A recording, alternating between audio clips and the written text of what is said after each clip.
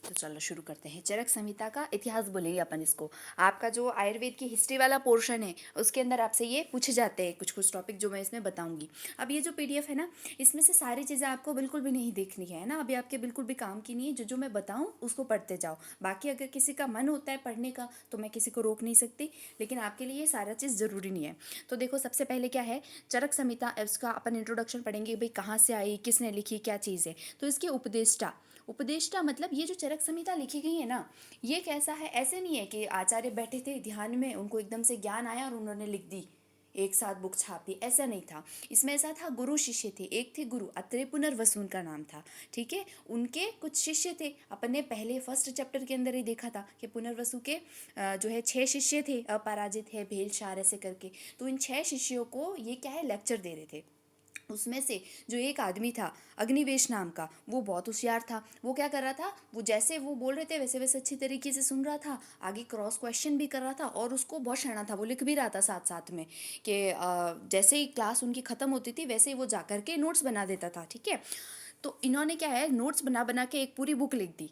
तो ये क्या लिखा, लिखा किसने है, अग्निवेश ने है। तो इसके उपदेष्टा मतलब कि इसको बताया किसने है, उपदेश किसने दिया है, वो आत्रेय पुनर्वसु ने दिया। अब ये पूछते हैं, ये तुमसे एमसीक्यू में पूछा जा सकता है, इसको लिख करके यहाँ पे एमसीक्यू कर देना, ये आराम से पूछ सकते हैं क्योंकि ये तुम्हारे लेवल का है, इजी है। उपदेष्टा कौन है, अत्रेय पुनर्वसु। फिर तंत्रकर्ता, तंत्र यहाँ पे जो संहिता होती है ना उसको हम तंत्र बोल देते हैं। जैसे शल्य तंत्र होता है, काय चिकित्सा तंत्र होता है। ठीक है, तो ये तंत्रकर्ता कौन है, मतलब इस चरक संहिता की बुक को जो है वो लिखा किसने है, वो अग्निवेश ने लिखा है। ठीक है, फिर है भाष्यकार। भाष्यकार छोड़ो आप, इसमें इसको काट करके लिखो प्रतिसंस्कर्ता। भाष्यकार नहीं पूछा जाएगा आपसे, प्रति संस्कर्ता से पूछा जाएगा। ये थोड़ा अलग लेवल की बात होगी भाष्यकार वाला। ठीक है, प्रति संस्कर्ता, प्रति संस्कर्ता है इसके चरक। प्रति संस्कर्ता का मतलब होता है कि उसका वापस रिवाइज्ड एडिशन निकाला चरक ने। भाई क्या हुआ, यात्री पुनर्वसु ने बोला, उन्होंने जैसे जैसे बोला अग्निवेश तो वैसे वैसे लिखते गए। अब गुरु का तो होता है ना, वो पढ़ाते पढ़ाते कहीं चले जाते हैं, कभी क्या पढ़ाते कभी क्या पढ़ाते, तो उन्होंने तो जैसे बोला वैसे वैसे अग्निवेश ने लिख दिया। तो चरक जब आए, उन्होंने अग्निवेश की संहिता को पढ़ा, तो उन्होंने बोला कि भाई ये तो बहुत ऐसा स्कैटर्ड मैनर में है। जैसे गुल्म है, गुल्म के अंदर कहीं बता देता है कि हाँ भाई देखो, गुल्म जो होता है वो वात की वजह से होता है। फिर वो बता देते अच्छा तुम्हें पता है वात की वजह से तो योनि रोग भी होते हैं, बिना वात के तो योनि रोग नहीं होता। फिर वो और रोग बता देंगे कि ये भी वात से होते हैं। फिर लास्ट में वो ऐसे बता देंगे कि, ये मैं एग्जाम्पल दे रही हूँ हाँ तो लास्ट में बता देंगे भाई देखो वात से इतने सारे रोग होते हैं, तो देखो वात कितनी खतरनाक है। फिर उन्होंने वात की वहाँ पे चिकित्सा बता दी, मतलब ऐसे करके बताया है जिसको अपन कोई कंक्लूजन ही नहीं निकाल सकते।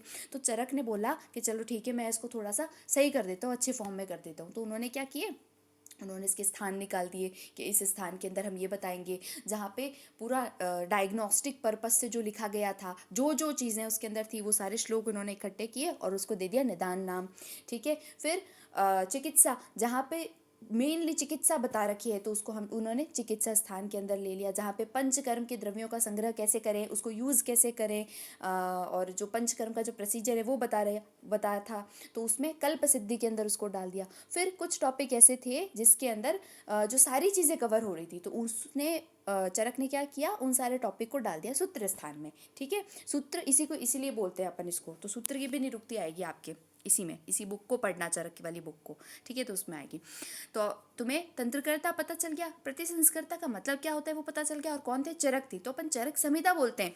इस बुक को खोलना, इसमें आगे आगे लिखा हुआ था अग्निवेश कृत चरक प्रतिसंस्कृत जो है चरक संहिता। तो ये चरक संहिता ओरिजिनली किसने लिखी थी, अग्निवेश ने। ठीक है, फिर इसके सेकंड प्रतिसंस्कर्ता जो थे वो थे दृढ़बल।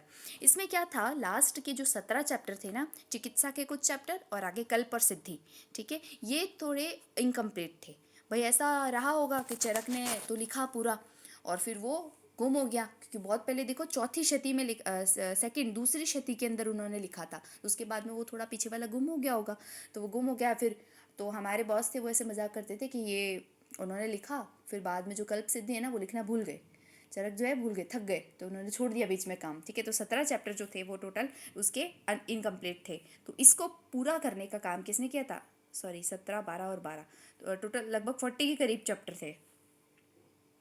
मैं इसका एग्जैक्ट नंबर तुम्हें बता दूंगी ना, मुझे अभी याद नहीं आ रहा है, तुम अभी कुछ भी मत लिखना। 17 तो सिर्फ चिकित्सा के थे, कल्प और सिद्धि के भी कुछ चैप्टर थे इसके अंदर। मैं इसका अभी बता दूंगी तुम्हें क्लास के तुरंत बाद में। ठीक है, तो कुछ चैप्टर जो थे वो दृढ़बल ने पूरे किए, इसलिए उसको बोलते हैं सेकंड प्रतिसंस्कर्ता या फिर संपूरणकर्ता। ठीक है, इसको अच्छी तरीके से समझना, इसको याद करना। याद करो, उपदेष्टा कौन थे? अत्रेय पुनर्वसु। ठीक है, फिर तंत्रकर्ता कौन थे? जिन्होंने इस तंत्र को लिखा तो वो अग्निवेश थे। फिर उसका रिवाइज एडिशन किसने निकाला? चरक ने निकाला। फिर संपूर्ण करता, फिर उसको कंप्लीट किसने किया? चरक तो छोड़ दिए थे बीच में, तो कंप्लीट करने वाले बेचारे दृढ़बल थे। ठीक है, तो वो दृढ़बल, अब दृढ़बल का नाम कहीं नहीं आता, जबकि 40 चैप्टर उन्होंने लिखे हैं 66 के अंदर से। ठीक है, 40 है, ये कितना नंबर है वो मैं तुम्हें बता दूंगी, मुझे 40 याद आ रहा है। फिर देखो यहाँ पे ये चरक का, दृढ़बल का और चक्रपाणी का थोड़ा बहुत इंट्रोडक्शन दिया हुआ है, तो ये आपके काम की बिल्कुल चीज़ नहीं है। बस एक चीज़ याद रखना, चक्रपाणी जो है ना वो चरक संहिता के कमेंटेटर है। अब जो चरक ने जो चरक संहिता लिखी ना, कुछ लोग ऐसे होते हैं जो उसको समझ नहीं पाए कि भाई ये सूत्र में इन्होंने लिखा, इसका क्या मतलब है। तो चक्रपाणी ने अपने हिसाब से उसकी व्याख्या की है। कमेंट्री का मतलब उन्होंने अपने हिसाब से व्याख्या की उसको समझाने के लिए। जैसे तुम्हारी जो अष्टांग वाली बुक है, इसके अंदर श्लोक लिखा हुआ होता है, फिर नीचे उसका अनुवाद और फिर संवर्तिका लिखी हुई होती है ना, उसी को हम टीका बोलते हैं।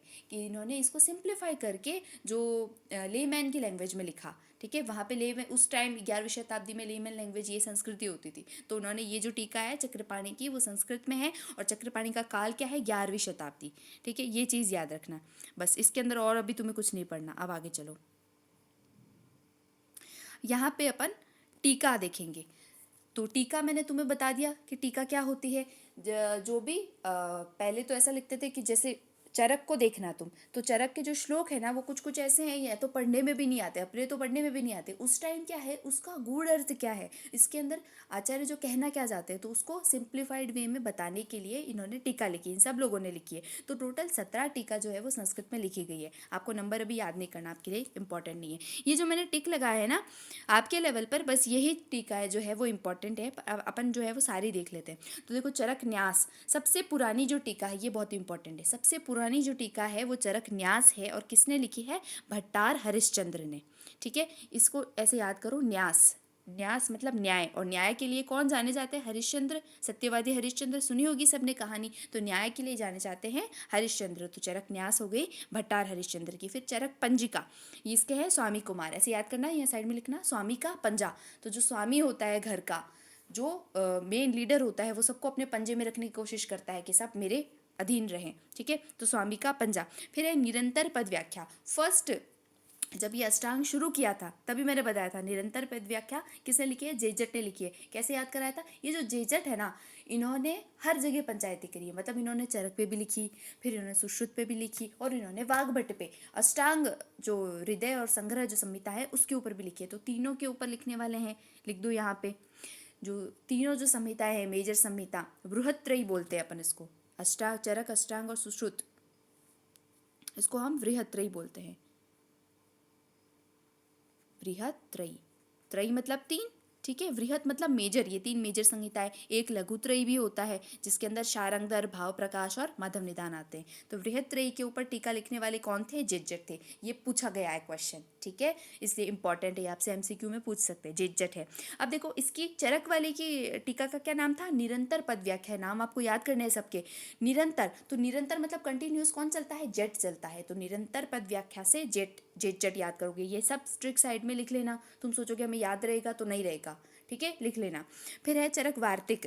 तो वार्तिक क्षीर स्वामी, तो ऐसे याद करो, क्षीर की वर्ती बनाई। वर्ती मतलब सपोजिटरी था ना, तो क्षीर की वर्ती बनाई। फिर है परिहार वार्तिक। परिहार वार्तिक को लिखा है आषाढ़ वर्मा ने। ये आपके लिए इंपॉर्टेंट नहीं है, आपसे बिल्कुल नहीं पूछा जाएगा। जो मैंने टिक लगाए हैं वो इंपॉर्टेंट है, पर फिर भी ये बता रही हूँ। अब देखो, परिहार का मतलब क्या होता है कि भाई अपन बोलते हैं ना, आयुर्वेद में अगर अपन लेते हैं, अपन तो नहीं बोलते हैं क्योंकि जनरली ऐसा नहीं होता है, ये एक मिथ है एक तरीके का।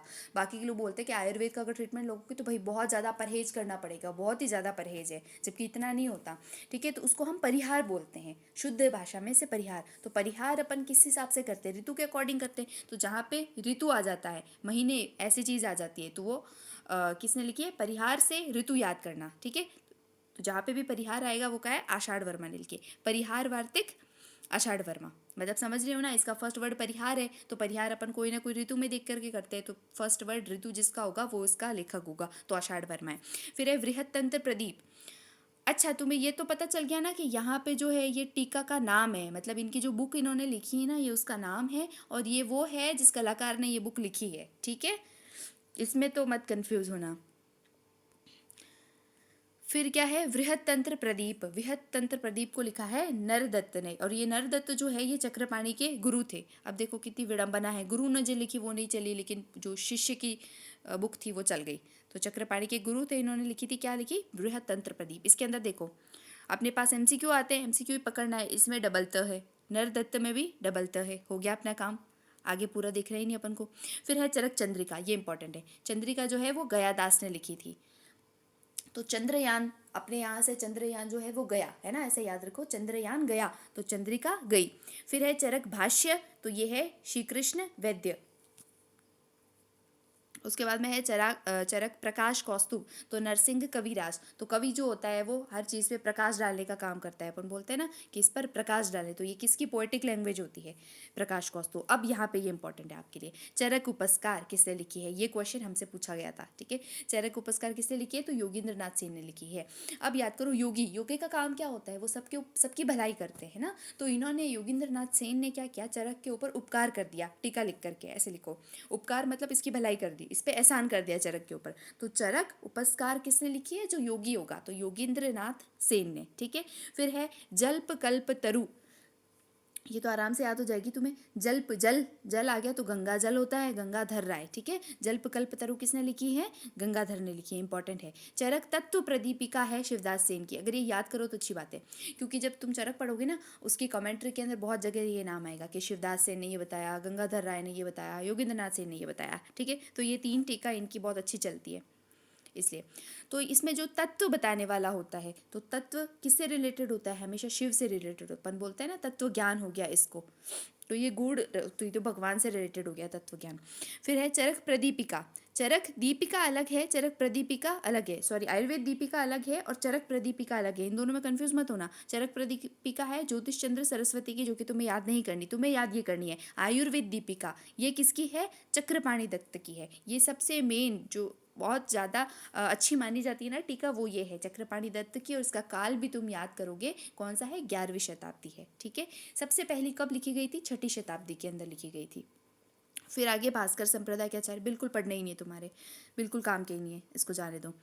फिर अपन चरक संहिता का एक जनरल इंट्रोडक्शन देखेंगे। तो देखो क्या है, चरक में 8 तो स्थान है, जैसे मैंने बताया था ना, निदान स्थान होता है, विमान स्थान होता है, शारीर स्थान होता है, ऐसे 8 तो इसके स्थान हैं, और इसमें टोटल 120 चैप्टर है कुल मिला करके, ठीक है।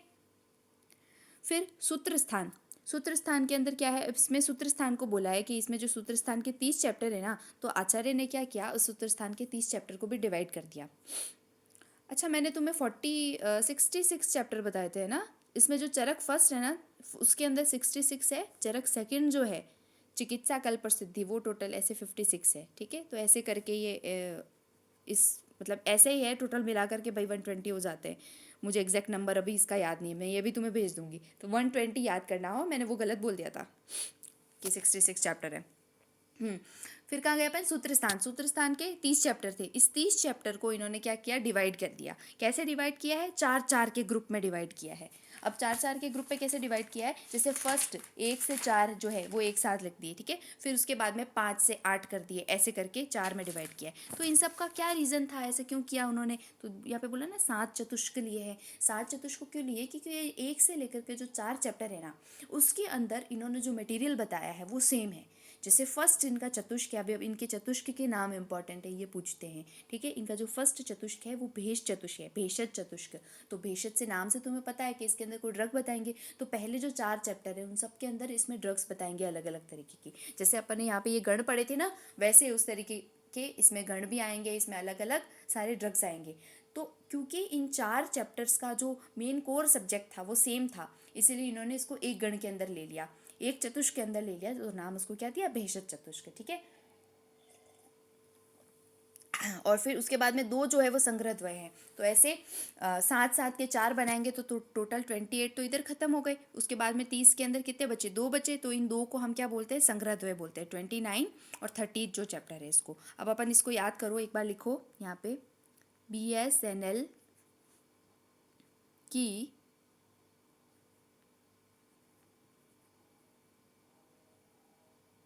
की रियासत, BSNL की रियासत, ठीक है, RYAST, लिखा BSNL की क्रियासत। अब इसके अंदर जो फर्स्ट है वो है भेष चतुष्क। तो ये कहाँ से स्टार्ट होगा, ये फर्स्ट 4 चैप्टर। इसके अंदर क्या बताएंगे, भेषज चतुष्क अगर ये है तो इसके अंदर ड्रग्स के बारे में बताएंगे। तो इसमें सारी जो द्रव्य होते हैं, वमन द्रव्य कितने हैं, विरेचन कितने हैं, ये सारी चीज़ें बताएंगे। उसके बाद में आता है स्वास्थ्य चतुष्क। तो इसके अंदर अपना स्वास्थ्य वृत्त का पोर्शन आता है। स्वास्थ्य मतलब दिनचर्या क्या होनी चाहिए, ऋतुचर्या क्या होनी चाहिए। फिर वेगान धारणीय के अंदर बताया कि भाई ये 13 तरह के धारणीय वेग होते हैं, इनको धारण मत करो, ठीक है।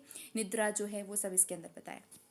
फिर क्या होता है, एन से निर्देश चतुष्क। निर्देश मतलब इनको इंडिकेशन दिया है, किसको दिया है, किसको देंगे, तो अपन लोग इसको पढ़ रहे हैं तो अपने लिए दिया है। मतलब कि इसके अंदर क्या बताएंगे, जो अपन ने 4 पढ़े थे ना, वो भिषक द्रव्य उपस्था था, विदुर करके याद किया था अपन ने कि ये जो 4 हैं ये कैसे होने चाहिए, इनके क्या गुण होते हैं। तो वो जो 4 चीज़ें थी अपनी, उसके बारे में बताएंगे इसके अंदर। एल ऐसे ही है, इसको BSNL बनाने के लिए, इसलिए मैंने इसको स्मॉल लेटर्स में लिखा है। वैसे ये बड़े आएंगे RYAS, लास्ट में T जो है वो छोटा आएगा। फिर है के से है कल्पना चतुष्क। तो अपन ने क्या बोला, निर्देश दे दिया, उसके बाद में बोलेंगे कल्पना। कल्पना के अंदर क्या आता है, ये जो अपने पंचकर्म वाली बात होगी तो उसके अंदर स्नेह कल्पना कितनी होती है, स्वेद कल्पना। फिर उपकल्पनीय, उपकल्पनीय के अंदर वो सारी चीज़ें बताइए कि किस किस से आप स्नेह और स्वेदन कर सकते हो। तो कुल मिलाकर के इसके अंदर ऐसे पंचकर्म वाली चीज़ें बताई हैं, ठीक है। फिर आता है अपना रोग चतुष्क। तो इसमें इन्होंने रोग के बारे में बताया है। फिर आती है योजना चतुष्क, वाई से योजना चतुष्क। इसके अंदर और कोई इंपॉर्टेंट कुछ टॉपिक है वो इन्होंने लिए, जैसे अष्टनिंदित पुरुष का वर्णन किया है। इसके अलावा लंघन भृंगण जो अपन ने किया था, योजना बना करके करते ना अपन कि इसको लंघन ऐसे करना है, भृंगण ऐसे कराना है, तो वो योजना चतुष्क के अंदर आ जाता है। फिर लास्ट वाले 2, ये तो इतने चतुष्क अपने पूरे होंगे। लास्ट वाले 2 जो अपन ने संग्रह द्वय बोले थे ना, वो ये हो गया, सॉरी ये चतुष्क के अंदर ही है, मैं पता नहीं क्या बोल रही हूँ आज। ए से है अन्नपान चतुष्क, ठीक है। अन्नपान के अंदर खाने पीने की बात कही है। तो मैंने बोला था ना 6ठे चैप्टर के अंदर कि इसको इतना तुम्हें नहीं पढ़ना है, इसका पूरा जो है चरक के अंदर आएगा, चरक से ही पूछा जाता है, ठीक है। तो अन्नपान के अंदर वो जो अपन 5th और 6th अपन ने चैप्टर पढ़ा था उसके बारे में बताया है, ठीक है। फिर एस से आता है संग्रह द्वय। तो संग्रह द्वय के अंदर कौन कौन से चैप्टर आ जाएंगे, 29 और 30, ठीक है। समझ गए, इसको एक बार वापस देख लेते हैं। वैसे इसमें तो क्या ही वापस देखते हैं, तुम देखने की ज़रूरत ही नहीं है, एक ट्रिक है सीधी सी सिंपल से बिल्कुल। तो BSNL की RYSA और T छोटा, ये इसकी ट्रिक को थोड़ा सेंस बने इस वजह से T इधर लगा दे। तो B से भेष, स्वास्थ्य, निर्देश, L को छोड़ दो, फिर कल्पना, रोग, योजना, ठीक है, स्वास्थ्य, अन्नपान, अरे यार ए बीच में था, ठीक है। तो ए से अन्नपान और एस से संग्रहद्वय, ठीक है। तो यहाँ पे ये अपना पूरा होता है। और ये चीज़ इंपॉर्टेंट है, ये मैंने इसलिए नहीं लिखी क्योंकि इतनी बार पढ़ लिया था इसको, ये मैंने अभी 3rd ईयर में आने के बाद में नोट्स बनाए थे, तो मुझे ये चीज़ याद थी और मेरे लिखने का बिल्कुल मन नहीं था, तो इसलिए मैंने इस ट्रिक को नहीं लिखा। आप लोग ज़रूर लिखें, ठीक है। फिर यहाँ पे एक चीज़ इंपॉर्टेंट और बताइए कि इसके अंदर संभाषा हुई है, कितनी हुई है, 7। अभी संभाषा का मतलब क्या होता है, चतुष्क का मतलब क्या होता है, ये चीज़ आपको समझनी चाहिए। संभाषा मतलब क्या होता है, कॉन्फ्रेंस समझ लो। जैसे अपने यहाँ पे सेमिनार्स होते हैं ना, वो टीचर्स आते हैं, PG स्कॉलर्स आते हैं, फिर वो कोई टॉपिक वो अपना प्रेजेंट करता है, फिर उसके ऊपर कुछ लोग क्रॉस क्वेश्चंस करते हैं। तो तुमने अगर कुछ अटेंड किया हो, अपने कॉलेज में भी होते हैं ये, ठीक है। स्वस्थ वृत्त का हुआ था, कौमार वृत्त का हुआ था, मतलब पीडियाट्रिक्स का हुआ था, गायनी डिपार्टमेंट के होते हैं। तो कभी तुमने अटेंड किया हो तो उसके अंदर क्या होता है, एक जो होता है वो सभा का मुखिया वो तो होता है, और जनरली वो VC सर ही होते हैं, या फिर कोई डिपार्टमेंट का जो HOD होता है वो। फिर एक जना जो होता है वो केस अपना प्रेजेंट करता है, फिर वो बताता है कि ऐसे ऐसे देखो ऐसी चीज़ें होती है, ऋतुचर्या जो होती है उसका पालन इसलिए करना चाहिए, हमने ये सर्वे किया था। फिर उसमें से कुछ लोग वहाँ पे जो पैनल के अंदर बैठे होते हैं वो लोग क्रॉस क्वेश्चन बोलते हैं कि अच्छा ऐसा है तो ऐसा क्यों नहीं है। फिर उसके बात को वापस अप्रूव करने के लिए कोई दूसरा आदमी बोलता है। मतलब कुल मिला करके एक डिस्कशन है। संभाषा क्या है, एक डिस्कशन है, एक सेमिनार है, ठीक है। तो पहले क्या होता था कि जो ऋषि मुनि होते थे वो आपस में इकट्ठे होते थे और आपस में ज्ञान का आदान प्रदान करते थे। जो अध्ययन, अध्यापन और तद्वित संभाषा, ज्ञान प्राप्ति के उपाय, हाँ याद आ गया। आचार्य ने है ना ज्ञान प्राप्ति के उपाय बताए कि अगर किसी को ज्ञान प्राप्त करना है तो कैसे करो। ये मैं ऐसे एक्स्ट्रा पॉइंट तुम्हें बता रही हूँ, ठीक है। तो इसके लिए इन्होंने 3 मार्ग बताए हैं कि 3 तरीके से कर सकते हो। या तो अध्ययन से, खुद पढ़ करके पढ़ो, ठीक है। दूसरा अध्यापन से, जब हम किसी को पढ़ाते हैं तो हमारी चीज़ वो पक्की हो जाती है ना। तो पहला अध्ययन, दूसरा अध्यापन, जिसे फेंगमैन टेक्निक भी बोलते हैं अब आजकल। अब ये आजकल बताया, हमारे आचार्य ने तो पहले ही बता दी थी कि पढ़ा दो। तीसरी चीज़ इन्होंने बताई है कि तीसरी होती है तद्वित संभाषा, मतलब संभाषा करो या फिर डिस्कशन करो। डिस्कशन करोगे तो तुम्हें ज्ञान की प्राप्ति होगी, ठीक है। तो ये संभाषा क्या है, डिस्कशन है। ये क्या है, 7 जगह हुई है, इसका मतलब ये है 7 ऐसे चैप्टर्स हैं जिसको संभाषा के अंदर लिखा है। मतलब यूजुअल डे में क्या होता था भाई, आचार्य जो है पुनर्वसु वो बैठ जाते थे पेड़ के नीचे और अपना उपदेश देते थे और वो जो थे वो लिखते थे। फिर एक दिन क्या होता है, आचार्य कहते हैं कि भाई आज जो है ना, आज तो अपना सेमिनार है तो अपन को चलना पड़ेगा हिमालय पर्वत के ऊपर। फर्स्ट जो अपना चैप्टर है वो पार्श्व हिमवत शुभ, हिमालय पर्वत पे हुआ, ठीक है।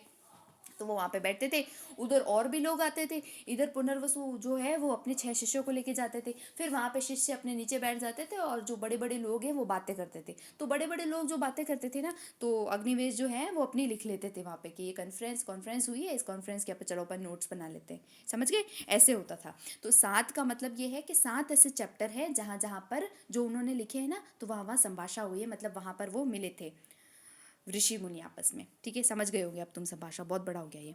फिर ये संभाषा कहाँ कहाँ पे है, ये इंपॉर्टेंट है। तो ये सूत्र स्थान के अंदर है, ये शारीर के अंदर है और ये सिद्धि के अंदर है, ठीक है। सूत्र स्थान के अंदर टोटल 4 संभाषा है, शारीर के अंदर 2 है और सिद्धि के अंदर 1 है, ठीक है। सूत्र के अंदर 4 कौन कौन सी है, एक तो एक फर्स्ट चैप्टर की आएंगी और एक 12। तो ये 1 और 12 तो आपको याद होना बहुत मस्ट है, ज़रूरी है, क्योंकि ये आपके सिलेबस के अंदर भी है। तो फर्स्ट चैप्टर के अंदर संभाषा हुई थी, 12 के अंदर हुई थी, उसके बाद में 25-26, ठीक है। 2-4 बार पढ़ोगे तो याद हो जाएगा आराम से। फिर है शारीर, शारीर के 3rd चैप्टर के अंदर और 6 चैप्टर के अंदर, और सिद्धि के 11वें फल मात्रा सिद्धि अध्याय जो है उसके 11वें चैप्टर के अंदर संभाषा हुई थी, जिसके अंदर 1 और 12 तो आपको याद रखना ही है। टोटल कितनी संभाषा है ये याद रखना है, ठीक है। कभी कभी ऐसे भी पूछ लेते हैं कि सूत्र में कितनी संभाषा है, तो सूत्र में 4 ही हुई थी, ठीक है, ये याद रखना। इसके अंदर टोटल जो आचार्यों का वर्णन है वो 68 है, ये आपके काम की चीज़ नहीं है वैसे। श्लोक जो बताए हैं वो 12,000 बताए हैं और जो सूत्र है वो 9295 है। टोटल 1950 योग हैं। तो तुम तो ये संभाषा तक ही याद करो सिर्फ, ठीक है, कि कितनी संभाषा है। ये चतुर्वेद सूत्र, हाँ ये इंपॉर्टेंट है तुम्हारे लिए। चतुर्वेद सूत्र क्या है कि ये जो चरक संहिता लिखी है, सूत्र का मतलब एक तरीके से तुम कोटेशन समझ लो, ठीक है। अभी के लिए सूत्र का मतलब कोटेशन समझ लो कि जो श्लोक होता है वो सूत्र होता है, ठीक है। तो ये जो होते हैं इनके टाइप बताए कि ये 4 तरीके के होते हैं, कि एक तो गुरु होता है, एक शिष्य होता है, एक प्रतिसंस्कृता होता है और एक एकय होता है। गुरु का मतलब क्या होता है, जो गुरु बोले वो गुरु सूत्र, ठीक है। मतलब इस पूरी संहिता के अंदर जहाँ जहाँ अत्रे पुनर्वसु बोल रहे हैं कि चलो अग्निवेश भाई तुमने ये क्वेश्चन किया है तो गुल्म रोग की निदान संप्राप्ति मैं बताता हूँ, तो वो जो कोटेशन है वो गुरु सूत्र का है, ठीक है। इसकी सिग्निफिकेंस इसलिए है क्योंकि ये पीजी के अंदर पूछे जाते हैं। वहाँ पे क्या है, एक श्लोक दे देते हैं, एक श्लोक का छोटा सा पार्ट, जैसे ये है ना, नैता देवम बुद्धिमताम दुष्टम अग्निवेशम, ये पूछा गया एक बार। तो फिर उससे पूछा था कि ये बताओ ये कौन सा सूत्र है, तो तुम्हें पहचानना आना चाहिए उसके अंदर, अभी नहीं बाद में आएगा, ठीक है। तो जो गुरु बोलता है वो गुरु सूत्र हो गया, ऐसे ही जो शिष्य बोलेगा वो शिष्य सूत्र हो गया। फिर प्रतिसंस्कर्ता में जो प्रतिसंस्कर्ता बोलेगा वो प्रतिसंस्कर्ता सूत्र हो गया। तो क्या है, तमुवाच, जब वो कमेंटेटर बोलता है कि ठीक है भाई देखो देखो ऐसा ऐसा हुआ था, और उसके बाद में अग्निवेश बोलते हैं या उसके बाद में आत्रेय पुनर्वसु बोलते हैं, तो ये किसने बोला, प्रतिसंस्कर्ता ने बोला। फिर एक चीज़ क्या आती है लास्ट में, एकय सूत्र, यही वो चीज़ है जो याद नहीं रहती, ठीक है। एकय सूत्र मतलब क्या होता है, वो एक हो गए, एक हो गए मतलब एक ऐसे याद करो, एक हो गए, जो आचार्य जो थे अलग अलग थे वो एक हो गए, एक के अंदर आ गए। तो जब अपन बात तो किसकी कर रहे हैं, आत्रेय पुनर्वसु के अग्निवेश की, लेकिन वहाँ पर जब आत्रेय पुनर्वसु बात करते हुए थे कोई दूसरे आचार्य का उल्लेख करते हैं कि भाई तुम्हें पता है वाग्भट तो उस वक्त थे नहीं, उससे पहले संवर्ती जो आचार्य के कुछ आचार्य जो है, यहाँ पे वीर्य 22 वाला जो चैप्टर है ना उसमें वीर्य के कंसेप्ट में आचार्य बोलते हैं कि कुछ लोग जो होते हैं ना, कुछ आचार्य जो हैं वो वीर्य को इतना मानते हैं, कुछ इतना मानते हैं। तो जहाँ पे किसी दूसरे आचार्य की बात आ जाती है, किसी दूसरे का रेफरेंस दे के जब हम बात करते हैं उसे हम एक ही सूत्र कहते हैं, ठीक है। ये चीज़ इंपॉर्टेंट है यहाँ पे। अब तुम्हारे काम की इसमें कोई भी चीज़ नहीं है, बस एक चीज़ है कि अग्निवेश के जो आत्रेय पुनर्वसु के जो 6 शिष्य थे इन सबके नाम तुम्हें याद होने चाहिए। अपराजित है, बेलशार, अग्निवेश, पराशर, जतुकर्ण, हारित, भेल और शारपाणी, ठीक है। तो ये टोटल 6 लोग हैं। इसके अलावा चरक संहिता के वैशिष्ट है, ये भी तुम्हारे काम की चीज़ नहीं है, तुमसे कुछ भी नहीं पूछा जाएगा इसमें, ठीक है। इसमें एक चीज़ याद रखना कि जो दीर्घन जीविती चैप्टर है उसमें जो संभाषा हुई थी फर्स्ट वाली, तो वो कहाँ हुई थी, उसका लोकेशन क्या है, पार्श्वे हिमवता शुभे, ठीक है। इसके आगे वाली जो है वो आपके कोर्स के अंदर है नहीं, तो 12 तक वो नहीं है, इसलिए मैं नहीं बताऊंगी। ये जो है ये पार्श्वे हिमवता शुभे हुई थी, तो ये आपके लिए इंपॉर्टेंट है। दूसरा यहाँ पे एक अलग अलग नाम दे रखे हैं, तो ये सिर्फ रीड करो तो ठीक है। सूत्र स्थान को श्लोक स्थान, आशय स्थान, शिर शुभम बोलते हैं। शिर शुभम इसलिए बोलते हैं क्योंकि शिर जैसे पूरे शरीर के अंदर प्रधान होता है ना, वैसे पूरी चरक संहिता के अंदर जो इसका सूत्र स्थान है वो मेन है, वो बहुत ज़्यादा इंपॉर्टेंट है, इसलिए इसको शिर शुभम बोला है। तो बस ये एक चीज़ आपके इंपॉर्टेंट थी। यहाँ पे ये कंप्लीट होता है, ये भी आपके काम की चीज़ नहीं है, छोड़ो। तो इसमें से बस कुछ कुछ ही चीज़ें थी जो कि आपको पढ़नी थी। तो आज तो ऐसे ही फालतू में ही चला गया दोनों। कल से अपन फर्स्ट चैप्टर स्टार्ट करेंगे, ठीक है? तब तक के लिए एंड करेंगे क्लास।